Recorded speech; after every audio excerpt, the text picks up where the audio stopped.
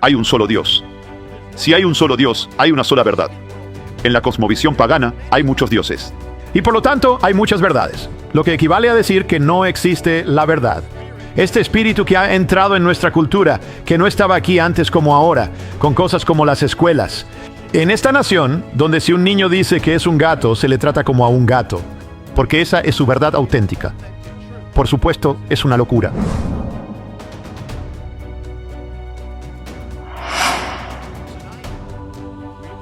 Esta noche viajamos a un lugar de reunión pagano en la cima de una colina que lleva el nombre de un dios pagano. Y en esa ciudad hay un objeto pagano que tiene una clave y un secreto que puedes aplicar a tu vida y a todo. El hombre que sube allí se llama Shaul, o Saulo, conocido como el apóstol Pablo. Y debido a la persecución terminó, ni siquiera lo planeó necesariamente, termina en la ciudad de Atenas, Grecia. Atenas es el pináculo de la cultura griega. Es la ciudad de Sócrates, Platón y Aristóteles y de todo el arte y la arquitectura. Atenas es, en la cima de Atenas hay, un lugar de reunión en una colina que lleva el nombre del dios de la guerra. En griego su nombre es Ares y por eso se llama el Areópago, o su nombre romano es Marte. Y por eso también se le llama la colina de Marte. Y es allí donde el Consejo de Atenas se reúne y deciden concederle una audiencia a este mensajero judío, Pablo. ¿Quieren saber qué es lo que está diciendo? Versículo 18. Algunos de los filósofos epicúreos y estoicos también conversaban con él. Algunos decían, ¿qué querrá decir este recolector de migajas? O charlatán, es un insulto. Otros decían, parece ser un proclamador de deidades extrañas, porque predicaba a Yeshua, Jesús y la resurrección. Y lo tomaron y lo llevaron a la colina de Marte, diciendo, ¿podemos saber qué es esta nueva enseñanza que proclamas? Así que quieren averiguar exactamente qué está diciendo. El mensaje es el Evangelio.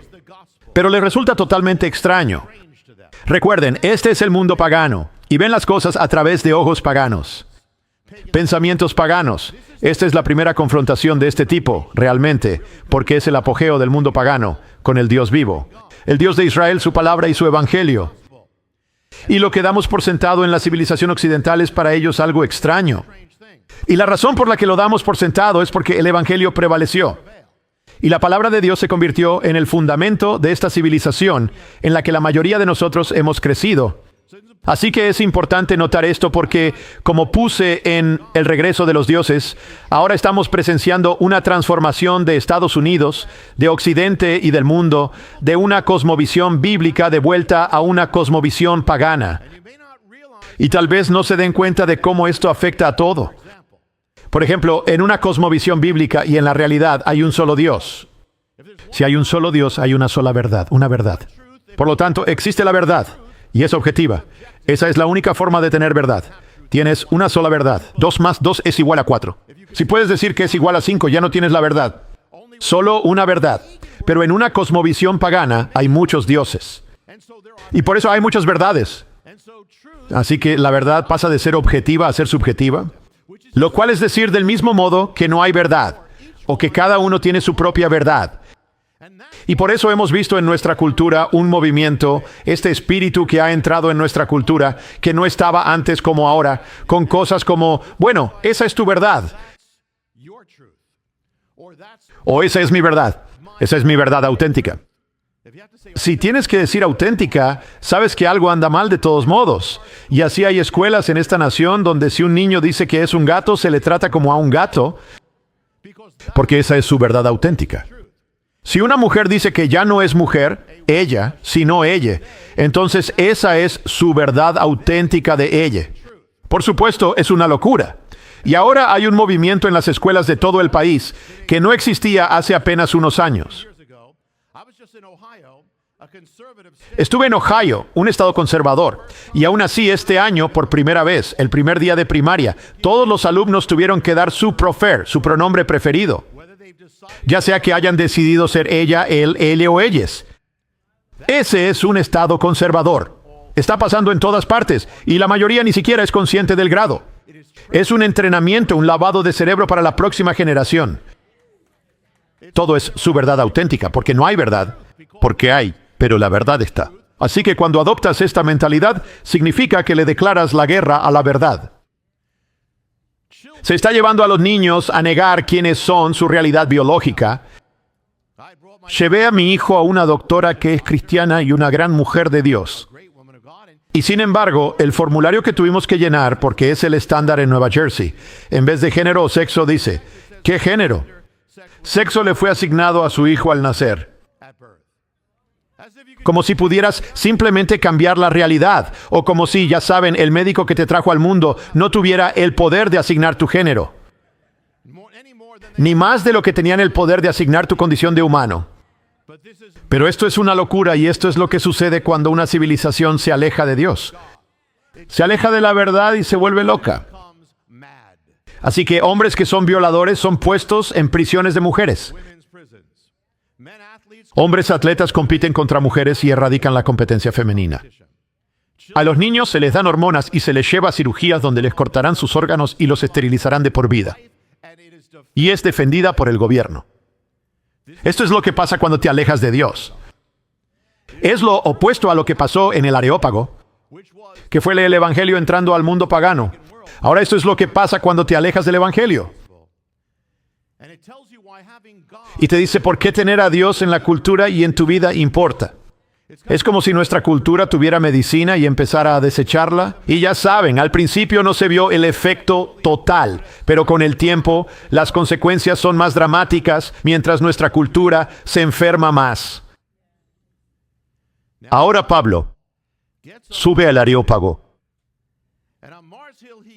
Y en el Areópago él da, esta es su oportunidad de compartir con el mundo pagano, empezando por el Areópago. Entonces Pablo se puso en medio, versículo 22, del Areópago y dijo, hombres de Atenas, veo que son un pueblo muy religioso en todo sentido.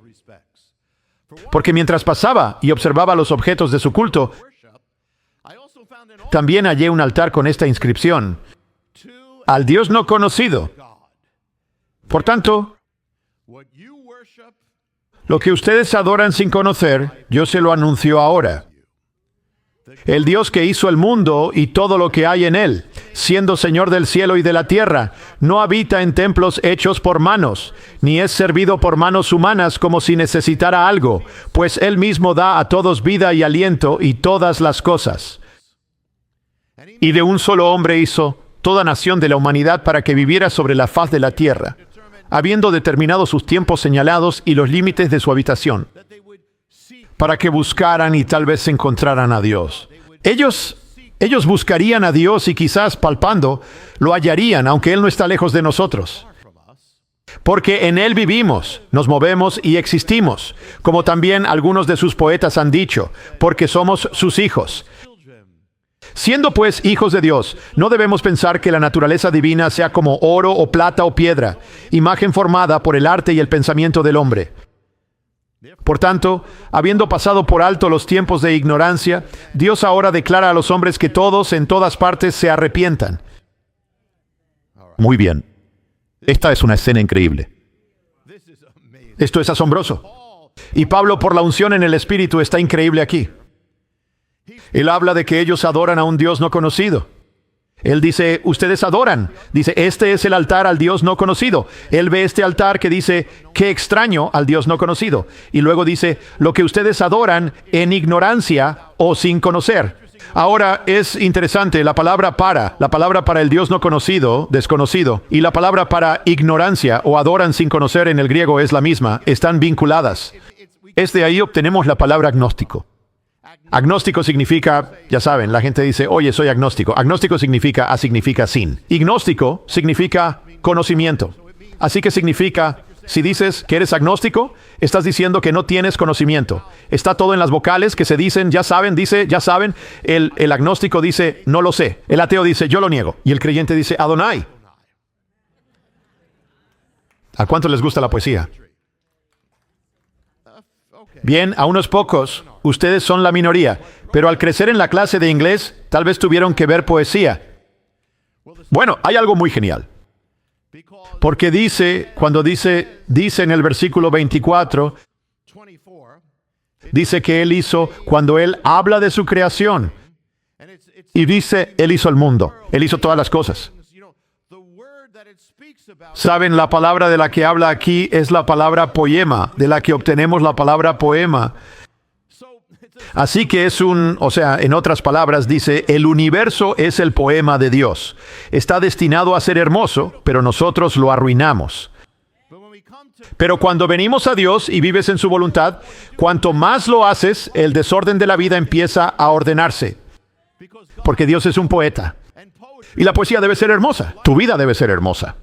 Él tiene el poder de tomar el desastre de la vida, incluso los desastres que hacemos, redimirlos, hacerlos algo hermoso. Miras tu vida con todo lo bueno y lo malo, y los tiempos difíciles, los buenos tiempos, y sin embargo en Dios se vuelve hermosa. Incluso los tiempos difíciles e incluso la oscuridad se vuelven benditos en Dios. Dice en Efesios, somos su hechura, ¿verdad? ¿Saben cuál es la palabra poema o poema? Somos su poema. En otras palabras, cuando vienes al Señor, tu vida empieza a volverse más hermosa. ¿Saben cómo convertirse en su poema? Dejas que Él lo escriba. Dejas que Él te guíe. Dejas que Él lo haga. Que se mueva en ti. Deja que Él guíe tus acciones y se vuelvan hermosas. Deja que Él guíe tus pensamientos y se vuelvan hermosos. Dejas que Él guíe tus emociones. Tus emociones tienen un flujo como un poema. Tiene una belleza propia. Él hizo, dice, el mundo, el cosmos en griego, que significa la palabra ordenada. Él hizo el mundo y lo ordenó. Dios de orden. Él no es un Dios del caos. Él hizo los cielos y Él hizo la tierra. Pero la palabra para cielo aquí es la palabra Urano. Obtenemos la palabra. La palabra también significa eternidad. Interesante. Porque en hebreo, la palabra para cielo es chamashem. Inténtenlo, que es plural. Pero la palabra para tierra es singular. Así que la tierra es limitada. Singular, finita. El cielo está más allá. El cielo no tiene fin. El cielo es lo máximo. Por eso el cielo tiene eternidad. Por eso, si vives tu vida basándote en las cosas de la tierra, siempre estarás limitado. Porque nunca vas a tener suficiente. Incluso si obtienes, tengo más y más posesiones. Bueno, estás obteniendo más y más limitaciones. Pero las cosas del cielo no tienen limitación, ni fin. Así que si vives tu vida basándote en las cosas del cielo, entonces tu vida empezará a ser ilimitada. Vas a tener más que suficiente. Un espíritu de abundancia, de desbordamiento. ¿Cómo haces eso? Lo haces a través de la fe. Dices que vivimos por fe, no por vista. Vivimos por el espíritu, no por la carne. Así es como quitas los límites a tu vida. Ahora, la palabra para tierra aquí es la palabra gay. Pogai. De ahí sacamos la palabra Gaia. Cuando la gente empieza, no sé si alguna vez han oído a alguien hablar de la tierra como Gaia. Bueno, esa es la madre tierra, pero es como otra señal de la que hablas. Es básicamente otra señal de paganización. El surgimiento de la adoración a la tierra, adoración a la naturaleza. Debemos ser administradores de la naturaleza. Eso es la Biblia. Pero ser adoradores de la naturaleza, eso es pagano. Es pagano ver a Dios y a la naturaleza, o al mundo, como una sola cosa. Todavía es parte de la religión oriental. Ya saben, todas las religiones orientales dicen básicamente que el mundo es Dios. Dios es el mundo. El mundo es Dios. Pero si Dios es el mundo y el mundo está arruinado, eso significaría que Dios está arruinado. Si Dios es el mundo, entonces no tenemos esperanza, porque no hay nada más para responder al mundo, para salvar al mundo, para redimir al mundo. Dios no es el mundo. Dios está más allá del mundo. Dios está por encima del mundo, así que Él puede responder al mundo. Él puede salvar al mundo. Así que el nombre Jesús o Yeshua significa Yahvé, el Dios eterno, es nuestra salvación. Solo Dios, que no es el mundo, puede darte algo mejor que el mundo. Y puede salvar al mundo. Solo Dios, que no es nosotros, puede salvarnos. Por eso es realmente bueno que no seamos Dios. Dice que no habita en templos hechos por manos, sin embargo habitó en el de Salomón. Pero incluso del templo de Salomón, Salomón dijo, ni siquiera esto puede contenerte. Habitas en los cielos más altos y en el corazón de los humildes. Pablo está hablando diplomáticamente, pero su mensaje es radical. Le habla al mundo pagano y él los felicita. Ustedes son un pueblo religioso. Veo esto y yo, pero luego. Y dice, lo que ustedes adoran, ahora se los estoy diciendo, como si se estuviera uniendo, como si fuera parte de lo mismo. Pero en realidad es radicalmente contra el paganismo. Contrario a todo paganismo panteísta o politeísta, la idea, ya saben, de que dice que Dios es más grande que cualquier cosa que vean aquí. Él no está contenido en ello. y no necesita de nosotros como si necesitara algo. El punto de Pablo aquí es que Dios no es un ídolo, no puede ser un ídolo. No puedes ponerlo, no puedes contenerlo en un santuario o en un objeto. Él no lo necesita. Dios es a quien no creamos. Dios nos crea a nosotros. El mundo pagano hizo ídolos de sus dioses. Pero si haces un ídolo y ese ídolo dices que es tu Dios, ¿qué estás haciendo? ¿En qué te estás centrando? ¿Te centras en ti mismo porque tú eres el creador? Tú formaste a tu Dios. Así que, por lo tanto, todo se trata de ti. Tú eres el creador. Del mismo modo, la gente tiene 1000 formas de crear ídolos. Hoy no los llaman ídolos ni dioses. Pero están ahí de igual manera, ídolos y dioses. Cuando creas tu propio Dios o tu propia verdad o esto, entonces te vuelves el centro de tu universo. Igual, incluso como creyente, si te enfocas en lo que haces, tus obras, incluso como creyente, cuando te enfocas en lo que haces, tengo que hacer esto, lo hice bien o lo hice mal, te enfocas en ti mismo, porque ¿quién creó esas obras? Tú lo hiciste. Pero si Dios es tu Dios, no te enfocas tanto en tus obras, te enfocas en Él y te conviertes en su obra. Esa es toda la cuestión radical. El secreto no es tratar de producir las obras por ti mismo, sino convertirte en la obra de Dios. Hola, soy Jonathan Cahn y espero que el video haya sido de bendición. Asegúrate de oprimir el botón de suscribir y activa la campanita para que se te notifique cada vez que se publique un nuevo video. Puedes compartir tus reacciones en los comentarios y cómo te ha bendecido, y comparte este video con tus amigos. Gracias por ver y nos vemos la próxima vez.